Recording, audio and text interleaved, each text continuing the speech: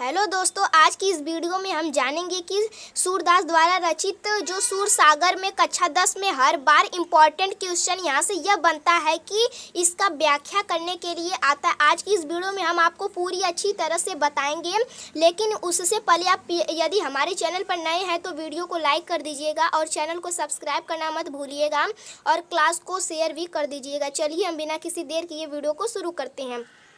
यहाँ पर लिखा हुआ चरण कमल बंधव हरिराई,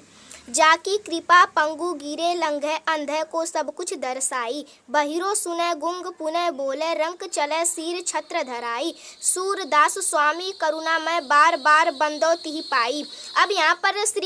सूरदास जी कहते हैं कि मैं उस श्री कृष्ण के कमलवत रूपी चरणों की वंदना करता हूँ जिनकी कृपा से पंगु यानी लंगड़ा पर्वत को लांग जाता है, अंधे को सब कुछ दिखाई देने लगता है और जो बहिरा व्यक्ति होता है ना वह सुनने लगता है, गूंगा व्यक्ति पुनः बोलने लगता है और रंक अर्थात गरीब जो होता है ना वह राजा बनकर अर्थात सिर पर छत्र धारण करके चलने लगता है। सूरदास जी कहते हैं कि ऐसे करुणामय स्वामी की मैं बार बार वंदना करता हूँ।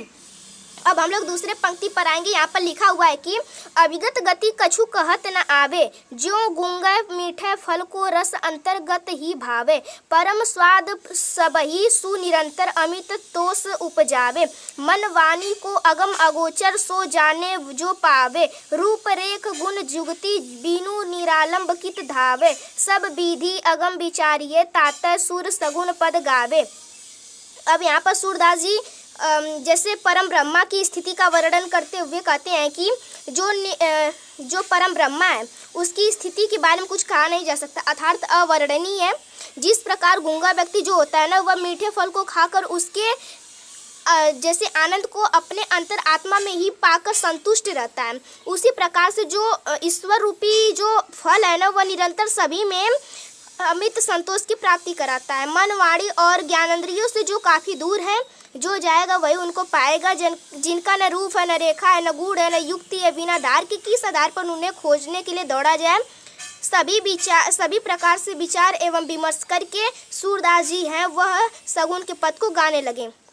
जब श्री कृष्ण छोटे रहते हैं तो उनकी बाल लीलाओं का वर्णन करते हुए सूरदास जी कहते हैं कि किलकत कान घुटुरुवन आवत, मणिमय कनक नंद के आंगन, बिंब पकड़वे धावत, कबहू निरखी हरि अपू छाह को कर सौ पकड़त चाहत, किलकी हसत राजत द्वे दतिया पुनि पुनि तिहि अवगावत, कनक भूमि पर पकर पग छाया य उपमा ईक राजती, करी करी प्रतिपद प्रतिमनि वसुधा कमल बैठकी साजती, बाल दशा सुख निरखी जसोदा पुनि पुनि नंद बुलावती, अचरा तर लय ढके सूर के प्रभु को दूध पिलावती। और यहाँ पर सूरदास जी है ना वह श्री कृष्ण के बाल लीलाओं का वर्णन करते हुए कहते हैं कि श्री कृष्ण जी किलकत यानी